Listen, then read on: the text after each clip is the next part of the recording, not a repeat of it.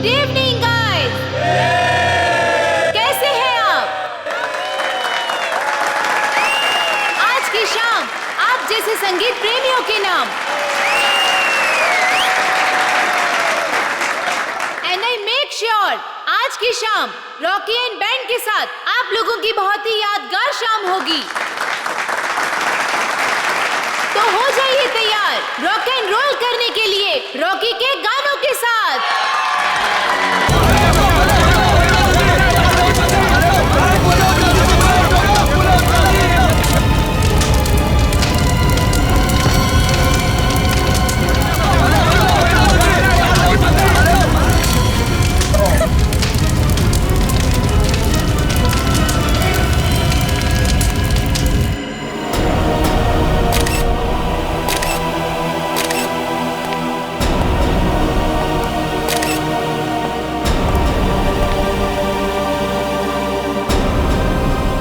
कमर के नीचे का हिस्सा पूरी तरह से जल चुका है सर। शरीर के ऊपर के हिस्से में घाव वगैरह भी नहीं है।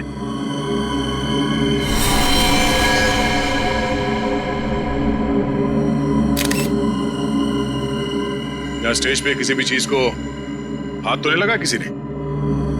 नहीं सर। ये आग कैसे लगी? पता नहीं सर कैसे लगी। जैसे हमने रॉकी को आग की लपटों में घिरे देखा, हम भागकर स्टेज पर आए, पर सर रॉकी को हम बचा नहीं पाए।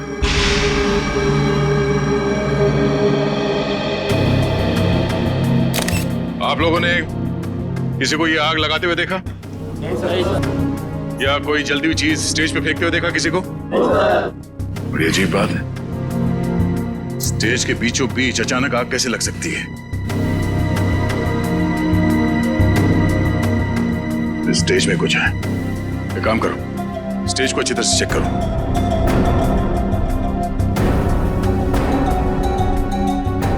सर, हाँ? मैं कुछ कहना चाहती हूँ। क्या बताना चाहती हो?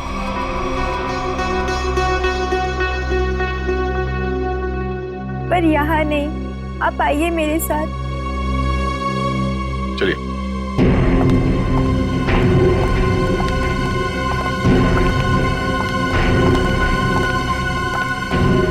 बोलो, क्या बताना चाहती हो? मुझे शक है कि किसी ने उसका खून किया है। किसने खून किया? कौन है वो? सर वो कौन है ये तो नहीं पता, लेकिन कुछ दिनों से हमारे बैंड को धमकी भरे लेटर्स भेज जा रहे थे। धमकी भरे लेटर्स?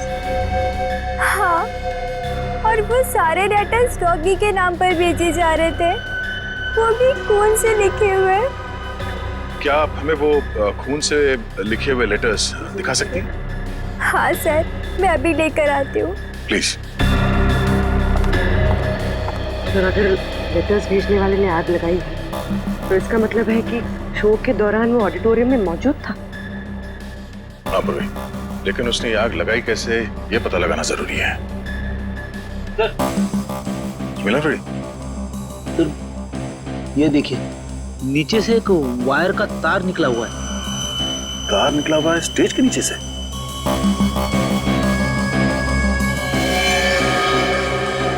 तो फिर ठीक उसी जगह पे जहां पे रॉकी खड़ा था जलने से पहले।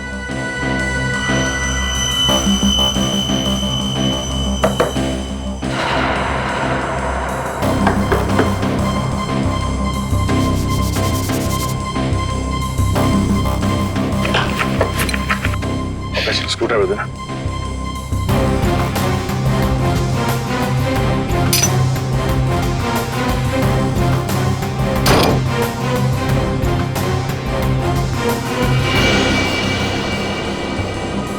सर, नीचे तो एक कमरा है। हाँ, लगता तो कुछ ऐसे ही है। नीचे जाके देख क्या है, जरा टॉर्च देना।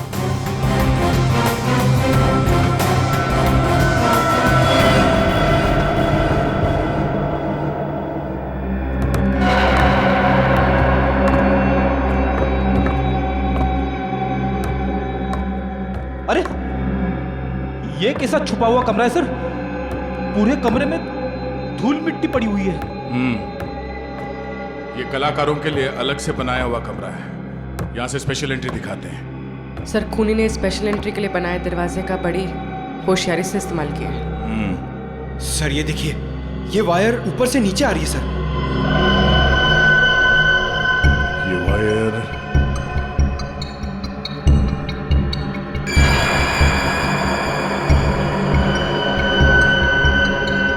ये क्या चिपचिपा सा है।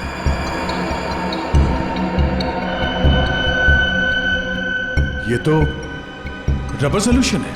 सर रबर सोल्यूशन यहाँ पर? हाँ, यहाँ पे क्यों? ओह, अब समझ में आया ये सारा मामला है क्या? क्या सर? ये सब रॉकी को मारने का प्लान था। ये इलेक्ट्रिक वायर, ये रबर सोल्यूशन। रॉकी को मारने का प्लान? वो किसे? बताता हूँ फ्रेडी। पहले ये देखते हैं कि ये इलेक्ट्रिक वायर जाता कहाँ है।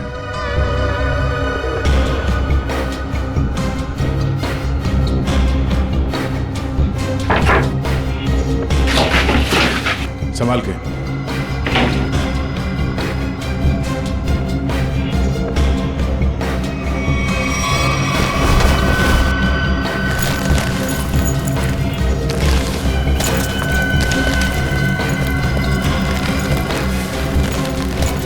सर ये तो बैक स्टेज एरिया है। वो देखिए, एक्स्ट्रा ड्रम्स और गिटार भी दिख रहे हैं।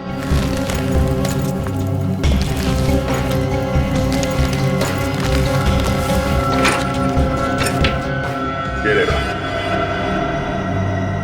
वायर मेन स्विच से कनेक्टेड है। आपको समझ में आया फ्रेडी?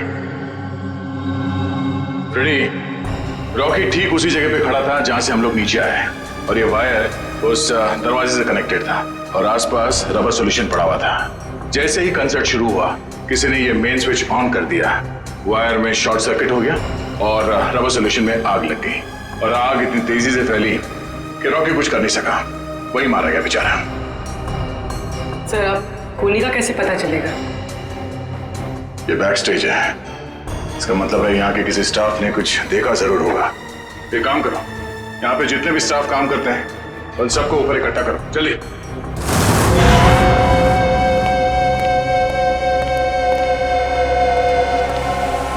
सब लोग आ गए? हाँ। अच्छा एक बात बताओ, शो स्टार्ट होने वाला था या फिर शो स्टार्ट हो चुका था?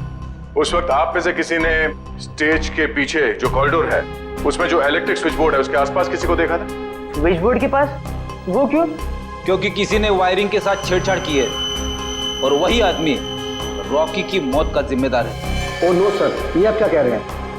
सर मैं तो स्टेज पर था रॉकी के साथ। और जो बैंड मेंबर्स परफॉर्म नहीं कर रहे थे वो लोग भी स्टेज पर खड़े थे रॉकी को चीयर करने के लिए।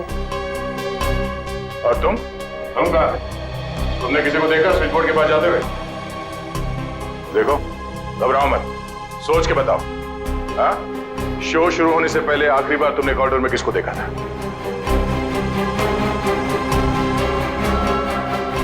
सर इसे देखा था मैंने सर। करण? ये तुम क्या बोल रहे हो? सर मैं झूठ नहीं बोल रहा हूँ, इसे ही देखा था मैंने कॉरिडोर में यहाँ। अब बताओ मिस्टर करण, तुम कॉरिडोर में गए थे या नहीं? सर हाँ मैं गया था, लेकिन क्या करने गए थे तुम वहाँ? हाँ? तुम्हें शो में परफॉर्म नहीं करना था? सर मेरा गला खराब था और मुझे पता था कि मैं गा नहीं पाऊंगा, इसलिए मैंने डिसाइड किया था कि मैं रॉकी के साथ परफॉर्म नहीं करूँगा सर। लेकिन मैंने रॉकी को नहीं मारा है सर। अच्छा सर, कॉरिडोर में और स्टेज के आसपास सीसीटीवी कैमरे लगे हुए। रेडी, तुम और पंकज सीसीटीवी की रिकॉर्डिंग चेक करो, पता चल जाएगा ये आदमी सच बोल रहा है या झूठ।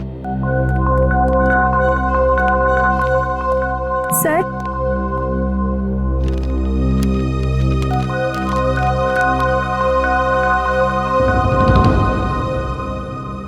वाकई ये लेटर्स तो फोन से लिखे हैं।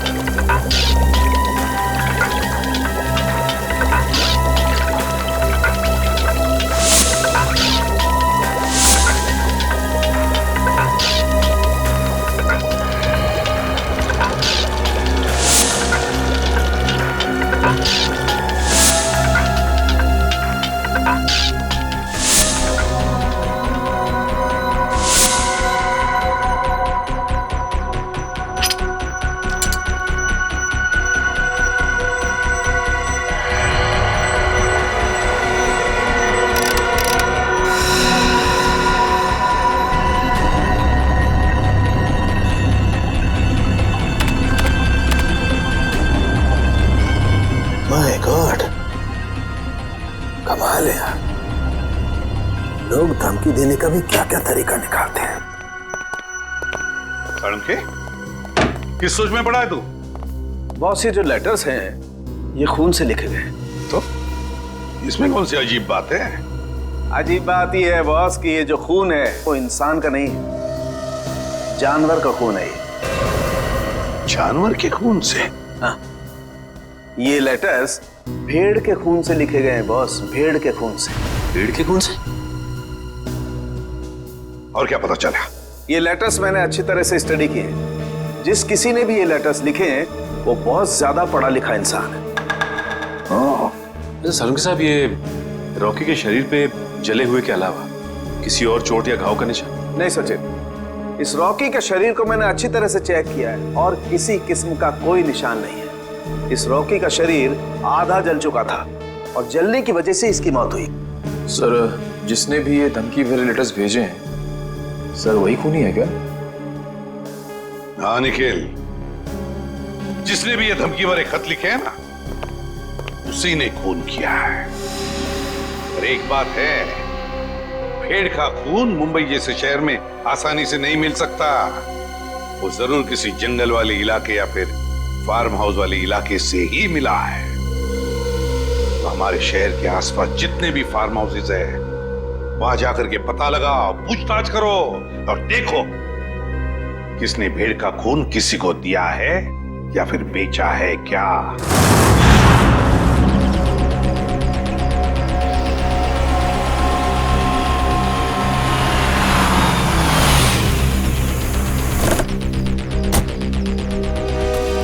सर, शहर के आसपास 2 ही फार्म्स हैं जहाँ पे भेड़ बकरियां पाली जाती हैं। एक पनवेल में है सर, जहाँ में कुछ पता नहीं चला। दूसरा ये है सर। चलो देखते हैं, शायद यहीं से कुछ पता चल जाए। सर, ये आदमी जो भी हो, उसने वो चिट्ठी भेड़ के खून से क्यों लिखी? पूर्वी, आदमी बहुत चालाक है। ये सब उसने हमें गुमराह करने के लिए किया है। वो देखो, उस आदमी से पूछते हैं। भाई साहब, ओ भाई साहब, क्या भेड़ आप ही पालते हैं? हाँ, हम ही लोग पालते हैं। पर आप लोग? हम लोग सीआईडी से। सीआईडी? जी हाँ, सीआईडी।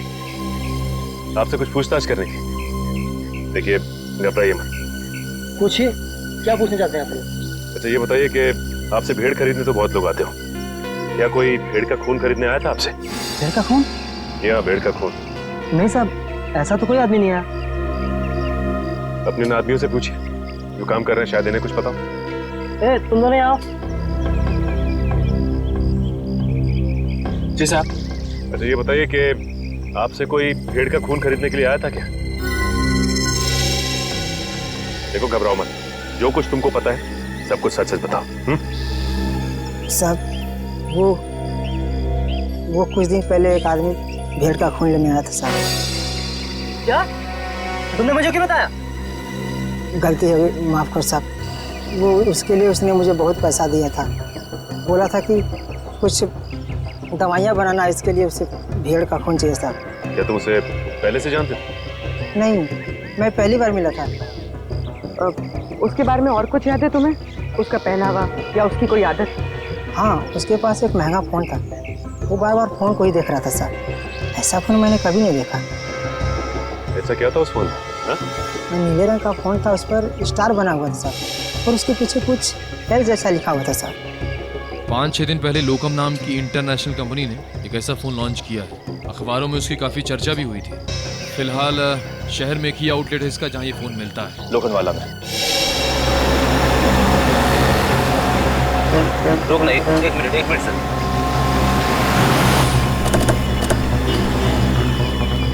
सर, ये उस मोबाइल कंपनी की दुकान है जिसके बारे में सचिन सर ने फोन करके बताया था। सुनिए भाई साहब, हमें एक मोबाइल के बारे में कुछ जानकारी चाहिए जो हाल ही में मार्केट में आया है, आपकी कंपनी का।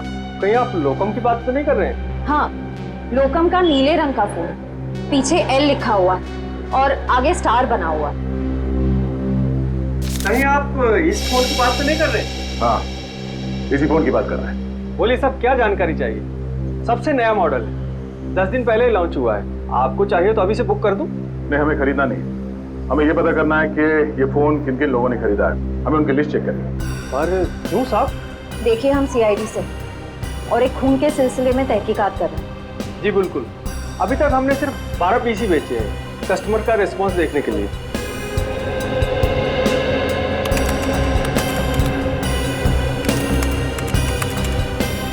ये देखिए साहब, वो लिस्ट 5 रेड कलर के बिके हैं और बाकी के साथ नीले रंग। नीले रंग के फोन जिन लोगों ने खरीदे हैं उनके लिस्ट चेक करनी है। ये रही साहब लिस्ट। चेतन? लेकिन चेतन तो उस न्यू एज रॉक बैंड का मेंबर है, वो भला अपने ही आदमी का खून क्यों करेगा? ये तो चेतन ही बताएगा। फिर घर चलते हैं। जरा इस चेतन का एड्रेस है।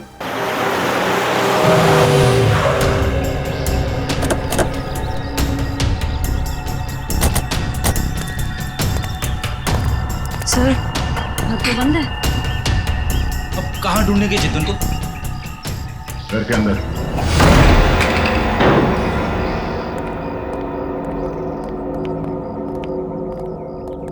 घर के अच्छी तरह से तलाशी लो, देखो कुछ मिलता है क्या।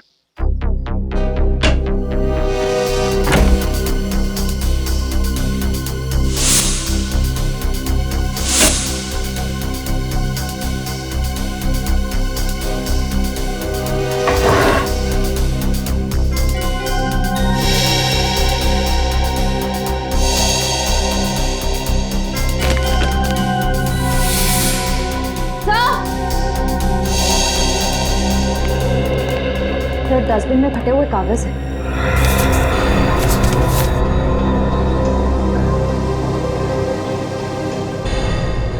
ये तो कोई ड्राइंग जैसा है। लगता है चेतन ने कोई ड्राइंग बनाई होगी और घर से निकलने से पहले इस कागज को फाड़ के चला गया होगा। टुकड़ों को जोड़ के देखते हैं, पता चल जाएगा इस चेतन ने क्या ड्राइंग बनाई थी।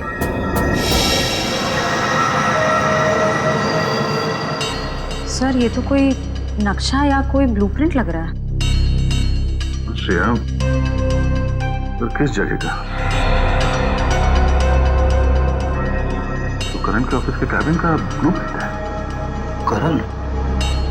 सर, ये करण भी तो न्यू एज रॉक बैंड का मेंबर है। सर, ये देखिए, उसके कैबिन में जितने भी म्यूजिकल इंस्ट्रूमेंट्स हैं और जितने भी इलेक्ट्रिक कनेक्शंस हैं, सब मार्क किए गए हैं। चेतन के घर पे करण के ऑफिस का मैप क्यों? इन करण की जान को खतरा तो नहीं है?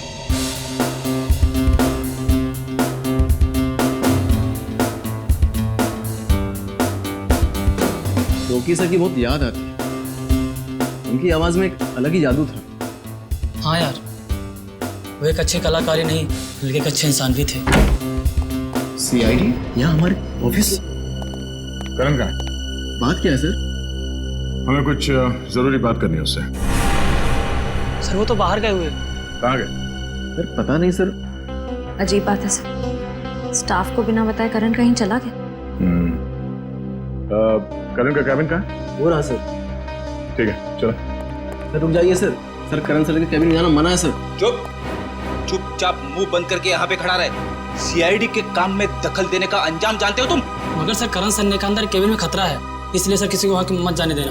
खतरा है? हाँ सर। फिर तो जरूर जाना पड़ेगा।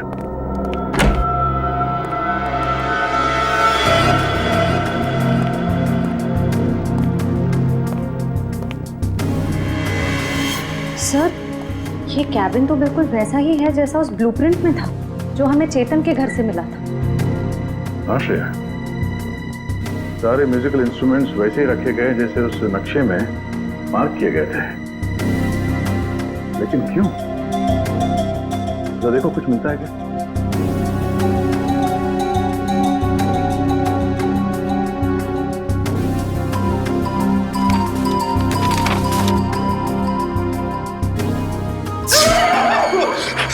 जाओ खड़ी। सर, गिटार में करंट है। गिटार में करंट है? अरे नहीं सर, सर रॉकी के खून में करण का हाथ है, इसीलिए उसने जानबूझ के ये वाला सेटअप अपनी कैबिन में बनाया ताकि वो शो में होने वाले खून की प्रैक्टिस कर सके।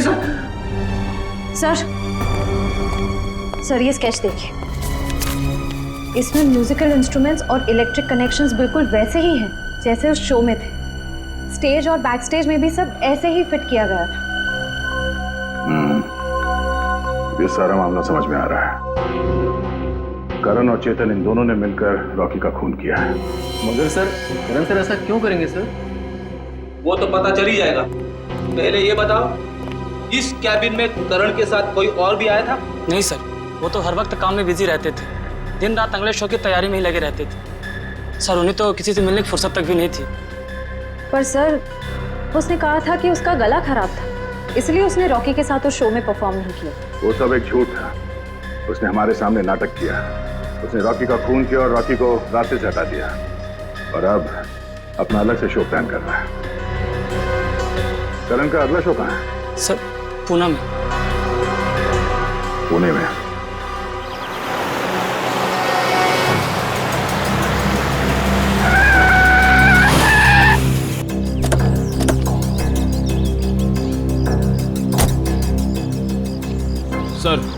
सर मोबाइल कंपनी के हिसाब से चेतन के फोन का आखिरी लोकेशन यहाँ पे ट्रेस हुआ है सर। सर इसी सुनसान जगह पर चेतन ही आया क्यों होगा? यहाँ आसपास तो कुछ भी नहीं है। कुछ तो जरूर है। हो सकता है चेतन यहाँ पे किसी से मिलने आया हो और उसके बाद यहाँ पे आके कहीं छिप गया। पर सर अब हम चेतन को ढूंढेंगे कैसे? वो देखो सामने छोटी सी दुकान दिख रही है, वहाँ चल के पूछते हैं।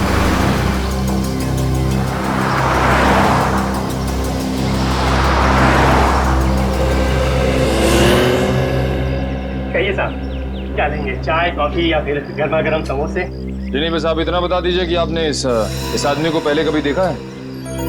हाँ साहब, देखा है साहब। ये मेरे ढाबे पे आया था। कितनी देर पहले आया था यार? यही कोई 1.5-2 घंटा हुआ होगा। मैंने उससे पूछा भी कि कुछ खाना पीना है, तो बोला नहीं, खाने पीने का वक्त नहीं है उसके पास। फिर वहाँ कोने में बैठकर किसी का इंतजार करने लगा। फिर कोई मिलने आया इससे? हाँ साहब, एक गाड़ी आई थी और गाड़ी को देखते ही उसकी ओर भागा। अब फिर दोनों साहब, गाड़ी में कोई बैठा हुआ था, दोनों में कुछ खुसुर फुसुर हुई और फिर गाड़ी वाले ने अटैची इसको दी और चला गया। गाड़ी वाले को देखा? नहीं मैडम, असल में हुआ क्या कि ये आदमी ठीक गाड़ी वाले के सामने आकर खड़ा हो गया, तो मैं गाड़ी वाले की शक्ल नहीं देख पाया। अच्छा, गाड़ी का नंबर या फिर कौन से रंग की गाड़ी थी, कुछ याद है तुम्हें? नंबर तो नहीं देखा, लेकिन हाँ गाड़ी सफेद रंग की थी। ये दोनों साथ में कैसे गए? नहीं साहब, गाड़ी वाला तो अलग निकला था और ये जो लड़का था, ये 5 मिनट बाद एक बस आई, उसमें बैठ के निकला। हरे रंग की एक पैसेंजर मिनी बस थी, ये हेटी ट्रेवल्स की। तो बता सकते हो कि ये बस कहाँ गई होगी? साहब, हेटी ट्रेवल्स की अधिकतर बसें यहाँ से पूना की ओर जाती हैं। वो बस यहाँ से कितनी देर पहले निकली? करीब आधा घंटा हुआ होगा। ठीक है, थैंक्स। Hello everyone.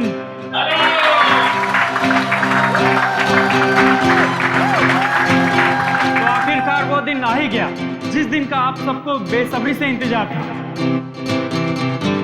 तो अपने दिलों को थाम के बैठिए, क्योंकि अब आपके सामने आ रहे हैं आपके दिलों की धड़कनों को तेज करने the one and only mister Karan.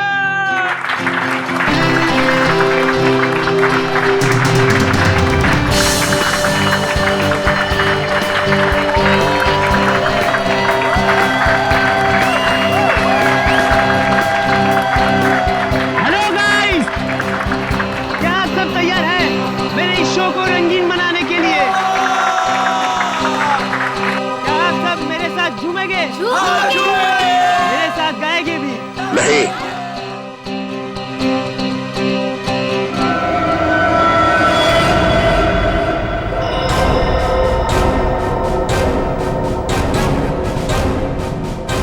CID यहाँ?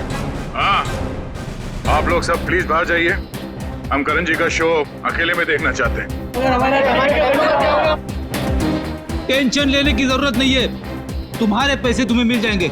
चलो चलिए चलिए। नहीं नहीं, ये नहीं हो सकता। रुक जाइए आप सब लोग, ये मेरे जिंदगी का पहला शो है। मैं लोगों को बता देना चाहता हूँ, मैं ही नंबर 1 रॉकस्टार हूँ। तुमने तो कहा था कि तुम्हारा गला खराब है, अब तुम गाओगे कैसे? वही तो, बेसुरा गाने से तुम्हारा नाम खराब हो जाएगा।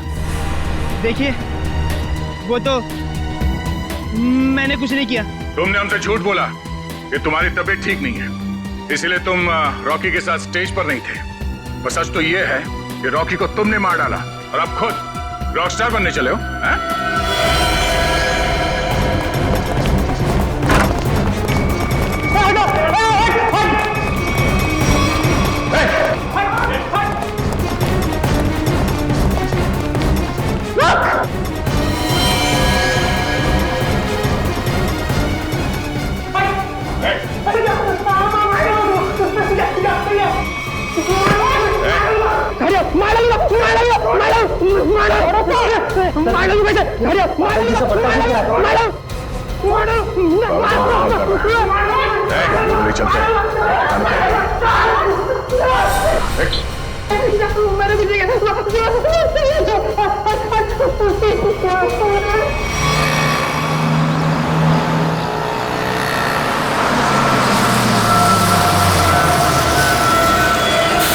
चलो सब लोग उतरो, लाद स्टॉप आ गया, चलो चलो सब लोग उतरो, लाद स्टॉप आ गया, चलो।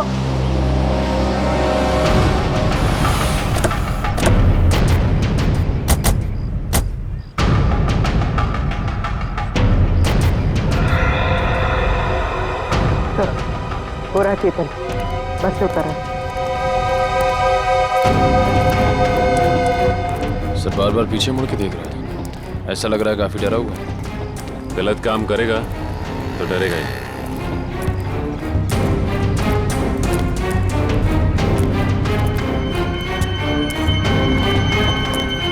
ठीक है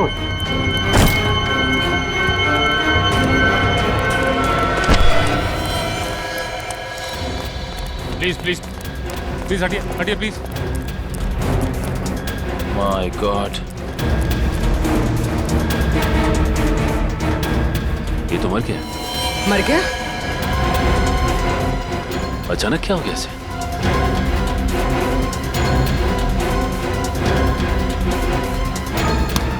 सर शरीर पे किसी भी घाव के निशान नहीं। फिर इसकी मौत हुई कैसे?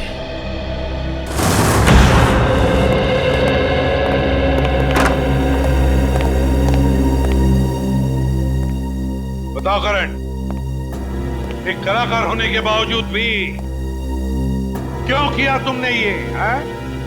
क्यों किया?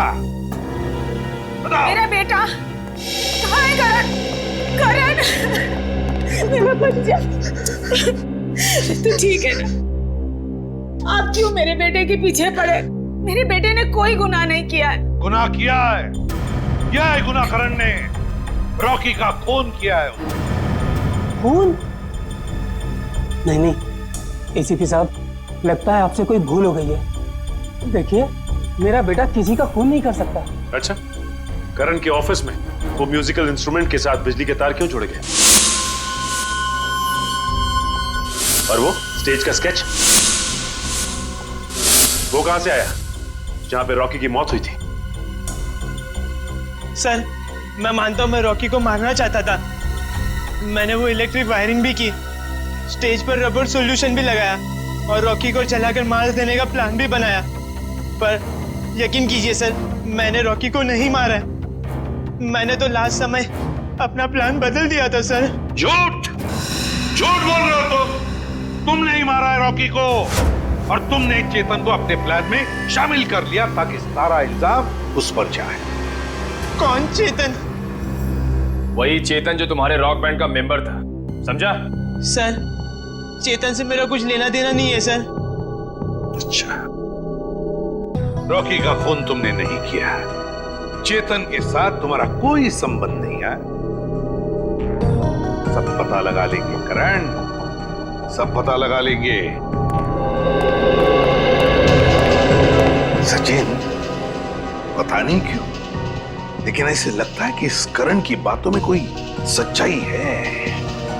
सर अगर ये चेतन करण से मिला हुआ नहीं है तो चेतन के घर में करण के ऑफिस का ब्लूप्रिंट कैसे आया? और फिर इलेक्ट्रिक वायरिंग पे जगह जगह मार्किंग की गई थी। लगता है ये चेतन करण की कॉपी कर रहा था ताकि रॉकी के खून का इल्जाम इस करण पर आ जाए।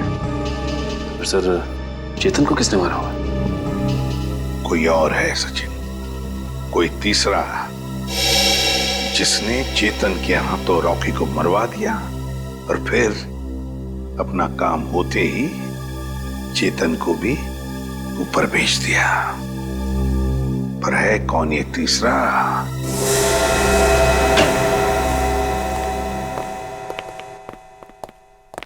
सौन के रेजिग्नेशन दे दे, इस्तीफा दे दे। क्यों दे दूं भाई इस्तीफा? क्योंकि तुझे अब तक पता नहीं चला कि चेतन को मारा कैसे। तुम्हें कैसे मालूम नहीं पता लगा पाया है? अरे यार आधी बात पता चल चुकी है। तो फिर बता ना जल्दी। देखो इसकी मौत जहर देने की वजह से हुई। क्या जहर देके? हाँ जहर देके। अब जहर कैसे दिया गया है इस बात का पता लगना बाकी है। अभी पता लगता नहीं यार, 1 मिनट रुको ना यार तुम।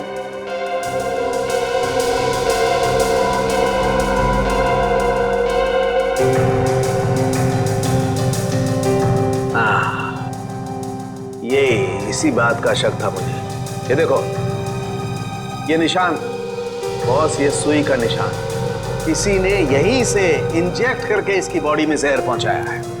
लेकिन सर चेतन तो हमारे सामने बस से उतरा, बिल्कुल ठीक ठाक था। और जब हमने इसका पीछा किया तब भी बिल्कुल ठीक ठाक था। और सर वो मरा भी हमारे सामने, हमने तो नहीं देखा किसी को उसे इंजेक्ट करते हुए। सचिन इसे 15-20 मिनट पहले ही जहर दिया गया। बॉस ये स्लो पॉइजन है, 15-20 मिनट के बाद असर करता है। तो इसका मतलब है चेतन को पॉइजन दिया गया बस में। मतलब खूनी बस में ही था जब चेतन बस में था। मगर सर चेतन को अगर बस में इंजेक्शन दिया गया तो उसे पता कैसे नहीं चला? भीड़ थी निखिल, बस में भीड़ थी। भीड़ का फायदा उठाया होगा खूनी ने। लेकिन सर अब खूनी तक पहुंचेंगे कैसे? मैं आप लोगों की मदद कर सकता हूं। तो फिर टाइम पास क्यों कर रहा है? अबे पता ना जल्दी। बॉस इसकी कलाई पर एक चमड़े का बेल्ट था, उस पर और इसकी कलाई पर मुझे उंगलियों के निशान मिले। किसके निशान मिले सारुण के? अब इसकी उंगलियों के तो है नहीं, तो शायद वो निशान खूनी के होंगे। अगर ये उंगलियों के निशान खूनी के हैं तो फिर हुआ ये होगा कि जब खूनी चेतन को इंजेक्शन देना चाहता था तो किसी वजह से उसने चेतन की कलाई पकड़ ली, मगर कलाई पर था लेदर बैंड, तो बस आ गए उसकी उंगलियों के निशान उस लेदर बैंड पर। लेकिन सर बस में तो बहुत सारे लोग थे, ये पता कैसे चलेगा कि वो उंगलियों के निशान हैं किसके? पता तो लगाना पड़ेगा सचिन कि वो उंगलियों के निशान हैं किसके। पता तो लगाना पड़ेगा। तो आप सबका बहुत बहुत स्वागत है हैट्टी ट्रेवल्स के एनुअल लकी ड्रॉ में। 12 दिसंबर को हमारी कंपनी की सालगिरह थी और 12 दिसंबर को जो लोग हमारी कंपनी की बस में ट्रैवल कर रहे हैं उन सबको मिलेगा एक तोहफा। मुझे तो इस कॉन्टेस्ट के बारे में पहले मालूम ही नहीं था। मुझे भी नहीं पता था, मैंने भी ये खबर अखबार में पढ़ी। देखते हैं आज सरप्राइज गिफ्ट क्या मिलता है। और उनमें से किसी एक लकी आदमी को मिलेगा जैकपॉट, जो कि है 2 लाख रुपए का।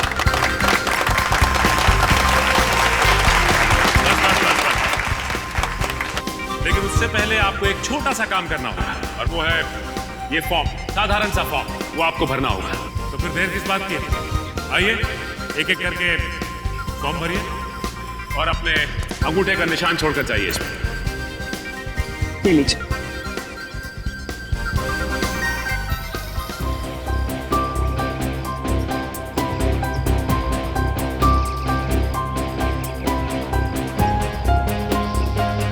मैडम ये सारे के सारे फॉर्म स्कैन कर लो, नेट पे डालेंगे ना? जी सर जी।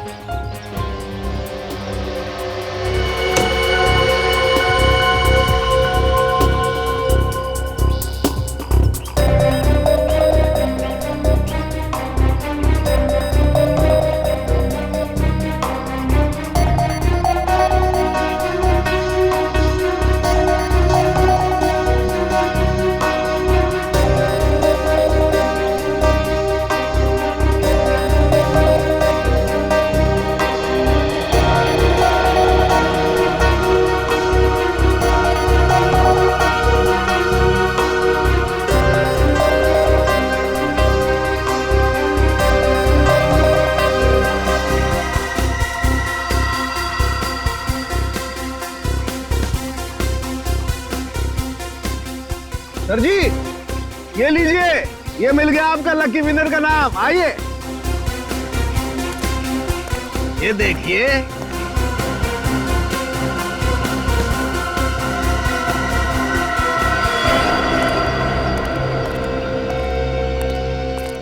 दोस्तों, आप सबका इंतजार अब खत्म हुआ।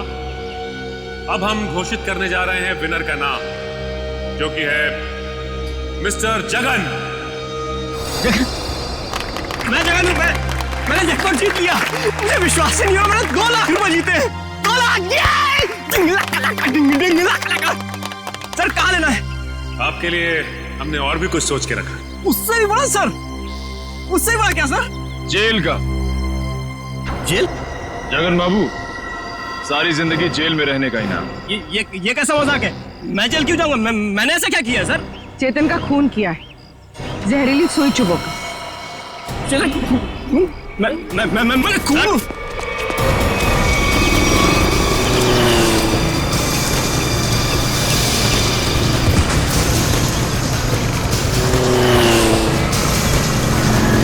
तुम्हें पकड़ने के लिए इतनी बड़ी प्रतियोगिता रखी है, इनाम क्या तेरा बाप लेगा? सर मैंने कुछ नहीं किया सर मैंने कुछ नहीं किया। छोड़ दो सर, छोड़ दो मुझे। अब बोल, चेतन का खून क्यों किया तूने? सर मुझे पैसे मिलने थे उसके सर। कौन देने वाला था पैसे तुझे? आज रात को मिलेगा वो आदमी मुझसे सर। तो आज रात को हम भी मिलते हैं उससे।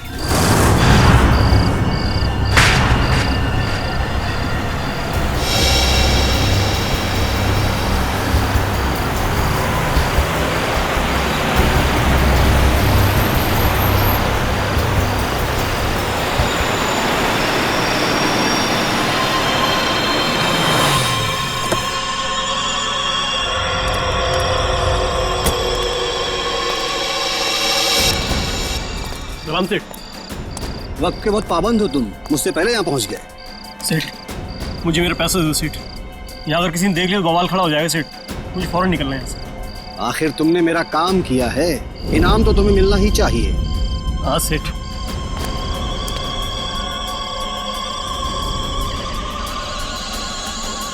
ये रहा तुम्हारा इनाम, देखना चाहोगे?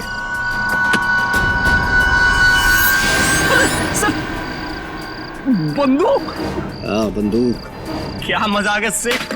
ये मजाक नहीं और ना ही ये कोई खिलौना है, ये असली बंदूक है और चलती भी है। और इसीलिए तो अगली गोली तेरे सीने के पार होगी। सेठ मुझे क्यों मारना चाहते हैं? मैंने तो हेल्प की आपकी। इसीलिए तो अब तुम मेरे लिए खतरा बन चुके हो और मैं खतरों को पालता नहीं हूँ, उन्हें खत्म कर देता हूँ। Finish. Bye Jagan.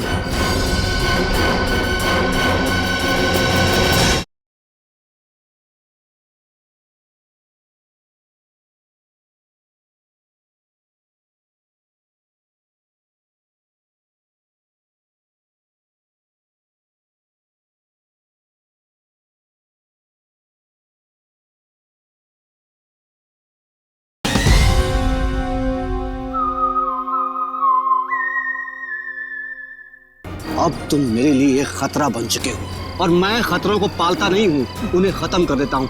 Finish. Bye Jagan.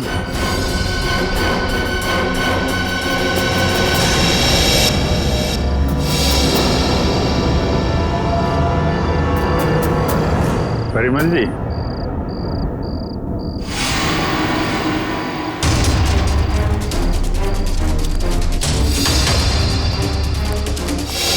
मुझे माफ कर दो प्लीज, मुझे माफ कर दो। अच्छा,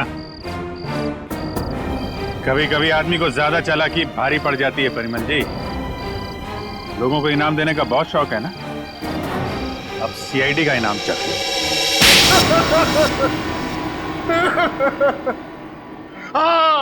हाँ मैंने ही मारा रॉकी और चेतन को। क्यों? हाँ? क्यों मारा तुमने रॉकी और चेतन? तुम तो रॉक बैंड के गुरु थे ना? गुरु? क्यों? क्योंकि उनकी वजह से मैंने अपना बेटा खोया था। उसकी मौत का बदला लिया है मैंने। मौत का बदला? मतलब? क्योंकि उनकी वजह से मेरे बेटे ने आत्महत्या की थी। वो कैसे? मेरा बेटा बहुत अच्छा गाता था, उसकी आवाज में जादू था। बहुत जल्दी वो बहुत पॉपुलर होने वाला था। बस ये रॉकी और करण जलते थे उससे। इन दोनों ने मिलकर मेरे बेटे का कैरियर बर्बाद करने का प्लान बनाया। इन्होंने उसे कोई ऐसी ड्रग्स खिला दी जिससे वो बीमार पड़ गया। उसका गला खराब हो गया। धीरे धीरे करके उसने गाना ही छोड़ दिया और डिप्रेशन में चला गया। फिर एक दिन इन सब हालात से तंग आकर उसने आत्महत्या कर ली। आप इतने यकीन के साथ कैसे कह सकते हैं कि ये सब कुछ रॉकी और करण ने किया? क्योंकि मेरे बेटे के मरने के बाद एक दिन मैंने रॉकी और करण की बातें सुन ली थी, मगर उन्हें नहीं पता था कि मुझे उनकी असलियत पता चल चुकी है। और इसलिए तुमने रॉकी को मार डाला? हाँ, मगर रॉकी को मारने का प्लान करण का था और ये बात मुझे पता चल गई थी। मैं हमेशा करण पर नजर रखे हुए था। और चेतन को क्यों मार डाला? क्योंकि रॉकी को मारने का सारा काम मैंने चेतन से ही करवाया था। वो इलेक्ट्रिक करंट का तार भी उसी ने लगाया था। चेतन मेरे बारे में सब कुछ जानता था। मुझे डर था कि कहीं वो मेरे बारे में आप लोगों के सामने मुंह न खोल बैठे, इसलिए मैंने उसे भी मार डाला। तुम्हारे बेटे के साथ जो कुछ भी हुआ बहुत गलत हुआ, लेकिन इसका मतलब ये नहीं कि बदले की आग में तुम दो लोगों की जानें लो। तुमने बहुत बड़ा जुर्म किया है और इस जुर्म की सजा तो सिर्फ फांसी ही है। फांसी।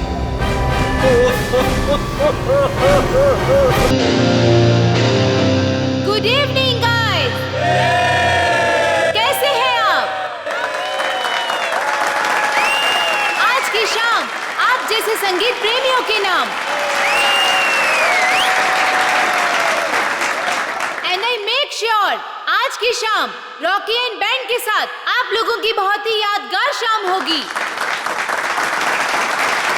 तो हो जाइए तैयार रॉक एंड रोल करने के लिए रॉकी के गानों के साथ।